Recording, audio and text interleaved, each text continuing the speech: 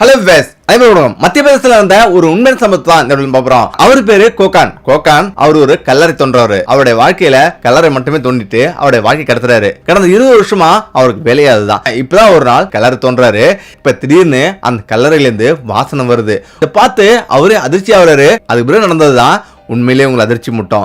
அவரு பேரு கோகான். அந்த ஊர்ல யாராவது இறந்துட்டா கோகான் தான் கல்லறையை தோண்டுவாரு. முக்கியமா அந்த நகரம் முழுவதும் கோகான் தெரியாத ஆளே கிடையாது. அந்த அளவுக்கு அவர் தினந்தோறும் காலைல எந்திரிப்பாரு, அவருடைய கல்லறை தோண்டுவாரு. ஏன்னா அவருக்கு கல்யாணமும் நடக்கல. அந்த கல்லறை பக்கத்திலேயே அவர் வீடு கட்டிருக்காரு. இப்ப அந்த வீட்டுல தான், அந்த குடிசையில தான் அவர் தங்கியிருக்காரு. இப்போ ஒருத்தர் அங்கிருந்து வராரு. இது போல ஒரு பெண் வந்து இறந்துட்டாங்க, இப்போ ஒரு கல்லறை தோண்டணும் அப்படின்னு அவங்க சொல்றாங்க. இப்பதான் கோகான் கேக்குறாரு, ஆனா இல்ல பெண்ணா அப்படின்னு கேக்குறாரு. பெண் அப்படின்னு சொல்றாங்க. சரி அப்படின்னு அவர் கல்லறையும் தோன்றதுக்கு போறாரு. இப்ப கல்லறைய மம்முட்டி எடுத்துட்டு போயிட்டு அது கல்லறையை தோன்றாரு. இப்ப பாய்தான் தோன்றிருப்பாரு. இப்ப திடீர்னு அந்த இடம் முழுவதும் பயங்கர குளிர்ச்சியா இருக்கு. இப்ப அவரே ஆச்சரியப்படுறாரு, ஏடா இவ்வளவு குளிர்ச்சியா இருக்கு அப்படின்னு ஆச்சரியப்படுறாரு. இப்ப மேலும் தோன்றாரு. இப்ப தோண்ட அவருக்கு பல விதமான அதிர்ச்சி தோணுது. என்னன்னா திடீர்னு பயங்கர ஒரு வாசனை. இப்படி ஒரு வாசனைய அவர் இதுவரையும் வாழ்நாள்ல இதுவரையிலும் மோந்ததே இல்ல. அப்படி ஒரு வாசனை அங்கிருந்து வருது. எதனால இப்படி ஒரு வாசனை வருது? இதுவரை 20 வருஷத்துக்கு மேல நான் கல்லறை தோன்றிருப்பேன். ஆனா இப்படி ஒரு வாசனைய இதுவரையிலும் நான் அனுபவிச்சதே கிடையாது. அப்படி யாரவங்க என்ன தியாகத்தை இவங்க பண்ணிட்டாங்க? ஒரு உன்னதமான ஒருத்தவங்களுக்கு தான் இந்த மாதிரி வருமா அப்படின்னு அவர் ஆச்சரியப்படுறாரு. இப்ப நேரம் கிடக்குது.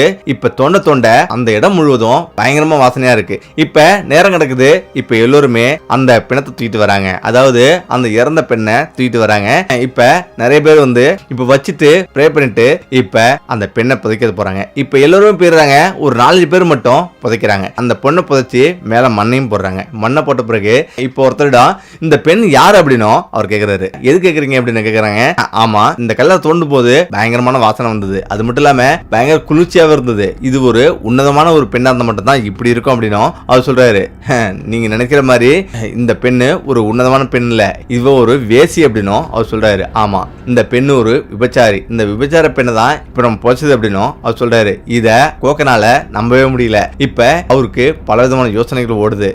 நீங்க தேவையில்லாத விஷயம் எல்லாம் பேசிட்டு இருக்காதீங்க, இதெல்லாம் நம்புற மாதிரி இல்ல, நீங்க உங்க வேலையை போய் பாருங்க அப்படின்னு சொல்லிட்டு எல்லாரும் போயிடுறாங்க. இப்ப கோக்கணும் அவருடைய குடிசைக்கு வந்துடுறாரு. இப்ப அவருடைய குடிசையில அவர் பல விதமா இப்படி யோசிச்சுட்டே படுத்திருக்காரு. யார் அந்த பெண்ணு?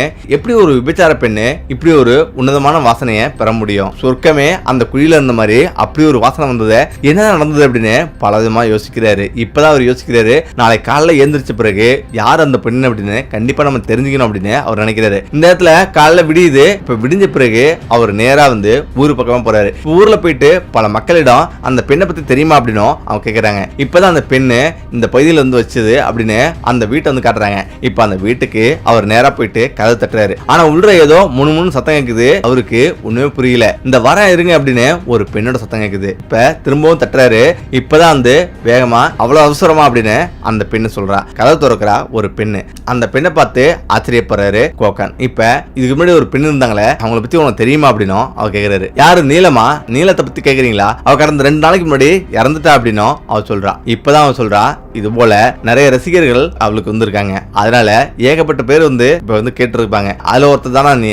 ஆனா அவ இப்ப இல்ல, அவளை இன்னும் பார்க்க முடியாது, 2 நாளைக்கு முன்னாடி இறந்துட்டா. நீங்க வேணும்னா என்னிடம் பணத்தை கொடுத்துட்டு என் கூட இருங்க அப்படின்னு அவ சொல்றா. இதை கேட்டு நீங்க தப்பா நினைச்சிட்டீங்க, நான் அப்படியான ஆள் இல்ல அப்படின்னு அவர் சொல்றாரு. எதுக்காக இங்க வந்தீங்க அப்படின்னு அவ கேக்குறா. இது போல அந்த பெண்ணோட கல்லறைய நான் தோணுனேன். இப்ப அந்த கல்லறையில பயங்கரமான வாசனை வந்தது, அப்படி ஒரு உன்னதமான பெண்ணா அப்படின்னு அவர் கேக்குறாரு. இப்ப இதை கேட்டுட்டு அந்த பெண்ணு ரொம்ப அழுவுறா. என்ன நடந்து கொஞ்சம் சொல்றியா அப்படின்னு அவர் கேக்குறாரு. இப்பதான் உண்மையிலேயே அவளுடைய கல்லறையில நல்ல வாசனை வந்ததா, அப்படி ஒரு குளிர்ச்சியா இருந்ததா அப்படின்னு அவர் கேக்குறா. ஆமா அப்படின்னு அவர் சொல்றாரு. என்ன நடந்ததுன்னு கொஞ்சம் விரிவா சொல்லு அப்படின்னு அவர் கேக்குறாரு. இந்த இடத்துல தான் நீலம் ஒரு நல்ல பெண் தான், ஆனா அவ ஒரு வேசி. நீலமுக்கு ஏகப்பட்ட ரசிகர்கள் வந்திருக்காங்க. லட்சக்கணக்கான ரசிகர்கள் அவளை சூழ்ந்திருப்பாங்க. தினந்தோறும் நீலம்னாவே எல்லோருக்கும் ஒரு சந்தோஷம் இருக்கும். எப்பொழுதுமே பணத்தை வாரி இறப்பாங்க நீலமுக்கு. நீலமோட அக்கௌண்ட்ல கோடிக்கணக்கில் பணம் குவிஞ்சிருக்கு. அது மட்டும் இல்லாம ஒரு நாளைக்கு 10 லட்சம் 20 லட்சம் கிட்டத்தட்ட அவளுக்கு பணம் சேரும். அந்த அளவுக்கு ரசிகருங்க, லட்சக்கணக்கான ரசிகருங்க இருக்காங்க.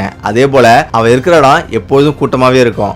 நாங்க இருந்தது ஒரு விபச்சார விடுதி. அங்க எப்போதுமே இவளோட நடனத்தை பாக்கிறதுக்காக ஆயிரக்கணக்கான பேரு தினந்தோறும் கூடுவாங்க. ஆனா அவ கொஞ்சம் கூட எந்த சளைக்காம அவ ஆடுவா. அது மட்டும் இல்லாம யாருக்கும் கூச்சப்பட மாட்டா. அதுக்கு முக்கிய காரணம் என்னன்னா, அவ பிறந்ததே அந்த விபச்சார விடுதியில் தான். அதனாலதான் எல்லாத்தையும் சந்தோஷமாவே அவ நடத்துவா, சந்தோஷமாவே அவ வாழ்வா. இப்ப அவளோட அவளுடைய வாழ்க்கை இப்படி சந்தோஷமா போயிட்டு இருக்கு. ரசிகர்களும் குதூகூலமா எப்போதும் கூட்டிகிட்டே இருந்திருப்பாங்க. இப்ப திடீர்னு அவளுடைய வாழ்க்கையில நல்ல ஒரு விஷயம் நடந்தது. அதாவது திரைப்படத்தில் நடிக்கணும்ன்றது அவளுடைய ஆசை. இப்ப அவ அதுக்காகவே காத்திருக்கிறா. நிறைய தயாரிப்பாளர்களிடம் கேட்டிருக்கிறா. இப்போ ஒரு தயாரிப்பாளர் வந்து இது மேல நான் தயாரிக்கிறேன் அப்படின்னு சொல்லிட்டு ஒரு படம் எடுக்கணும் அப்படின்னு சொல்றாங்க. அவளும் சரின்னு சொல்றா. அந்த படம் கவர்ச்சி படம். இப்ப அந்த படம் எடுக்கிறாங்க, பயங்கர ஹிட் ஆகுது. இப்ப தயாரிப்பாளர்கள் ஏகப்பட்ட பேரு அங்க வந்து குவியறாங்க. இப்ப அந்த விடுதியில ஒரு பெண் இருக்கா. அந்த பெண் தான் எல்லா பணத்தையும் வாங்கிட்டு நீலமுக்கு வெறும் 10% பணம் மட்டும் தான் அவ கொடுக்குறா. அதே நேரத்துல விபச்சாரமும் ஒரு பக்கம் நடந்துட்டு இருக்கும். இப்படி போயிட்டு இருக்கு. இப்பதான் ஒரு நாள் நீலமோட வாழ்க்கையில ஒரு அதிசயம் நடக்குது. ஒரு இளைஞன் நீலத்துக்கு லட்சமா பணத்தை கொடுத்துட்டு அவளை பார்க்க வரான். இப்ப அவளுடைய அறைக்கு போறான். ஆனா அவளுடைய அறையில அவன் போய் உட்கார்ந்தவன் அவளை நெருங்கவே இல்லை. அவ ஏன் இப்படி உட்கார்ந்துருக்க அப்படின்னு எவ்வளவு கேட்கிறா.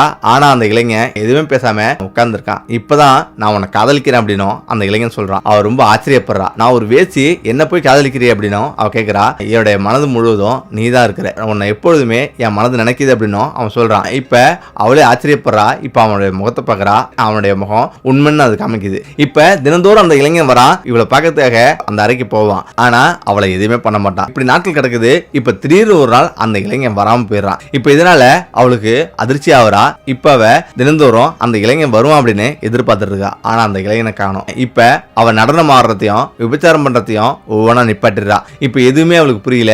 எப்போதுமே அவளுடைய மனதுல அந்த இளைஞன் தான் இருக்கிறான். இப்ப அந்த விபச்சார விடுதியில அந்த பெண்மணி பயங்கரமா கோவப்படுறா. உன்னால வருமானம் குறைஞ்சிச்சு, நீ ஏன் இப்படி இருக்க அப்படின்னு அவ கோவப்பட்டு பேசிட்டு இருக்கா. இந்த நேரத்துல நீலமுக்கு சாப்பாடு கூட கொடுக்காம ஒரு தனி அறையில போட்டு அடைச்சு வைக்கிறா. ஆனா எதை பத்தியுமே நீலம் கவலைப்படல. இப்ப கடவுளிடம் பிரார்த்தனை பண்ணிட்டு அவ வந்து அமைதியா உட்கார்ந்துருக்கா. இப்பதான் ஒரு நாள் ஒரு பெரிய தயாரிப்பாளர் வராங்க. இப்ப அவருடைய படம் எல்லாமே பயங்கர ஹிட் ஆகுது. இப்ப பெரிய லெவல்ல நாங்க பணம் தரோம், நீலம வந்து அனுப்புங்க அப்படின்னு அவங்க பேசுறாங்க. இந்த இடத்துல அவங்க திறந்து விடுறாங்க. ஆனா திறந்து விட்டு அடுத்த நொடியில கொஞ்ச நேரம் கழிச்சு சம்மதிக்கிறா. ஆனா அன்னைக்கு இரவு அந்த விடுதியை விட்டு நாங்க 2 பேருமே தப்பிச்சு வந்தோம். எங்களை பின்னாடியே அந்த விபச்சார விடுதி பெண்ணோட ஆட்கள் எல்லாம் துரத்தி இருந்தாங்க. ஆனா தப்பிச்சு அங்கிருந்து ஓடி பக்கத்து ஊருக்கு வந்தோம். இப்ப இங்க வந்த பிறகும் நீலம தெரியாத ஆளே இல்லைன்னு சொல்லலாம். எல்லோருக்குமே நீலம வந்து தெரியும். அதனால பல இளைஞர்களும் நீலத்தை வந்து கேலிங் கிண்டலமா பேசிட்டே இருப்பாங்க. விபச்சாரி வரா, வேசி வரா அப்படின்னு ஏகப்பட்ட பேர் வந்து பேசுவாங்க. ஆனா நீலம் எதுக்குமே கவலைப்படல. இப்பதான் நாங்க ஒரு வீடு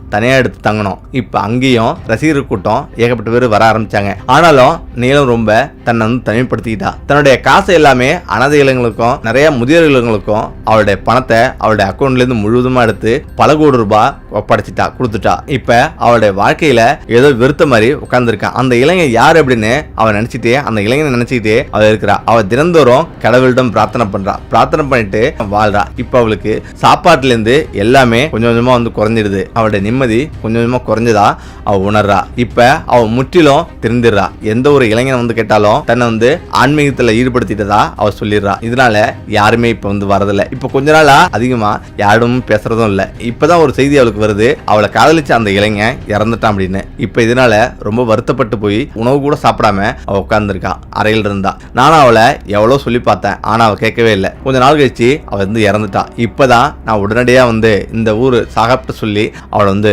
கல்லறையில வந்து புதைக்க சொன்ன அப்படின்னும் அவ சொல்றா. இதை கேட்டு கோகான் கலங்கிறாரு. இப்படி ஒரு உன்னதமான ஒரு பெண்ணா, அதாவது ஒரு விபச்சார பெண்ணு கடைசியில அவ உண்மையா வந்து வாழ்ந்திருக்கா. அவ உண்மையா வாழ்ந்தால்தான் இப்படி வாசனைலாம் வந்திருக்கு அப்படின்னு அவர் வந்து உணர்றாரு. இப்ப அவர் திரும்ப அந்த வீட்டுல இருந்து வெளில வராரு. இப்படியே நினைச்சிட்டு போறாரு. எப்படிதான் தவறு செஞ்சிருந்தாலும் ஆனா திருந்துறவங்களுக்கு கடவுள் மன்னிப்பார் அப்படின்னு அவர் நினைச்சுக்கிட்டே வீடு வந்து சேர்றாரு. ஓகே, நம்ம இந்த வீடியோ பிரச்சனை மீண்டும் நன்றி, வணக்கம்.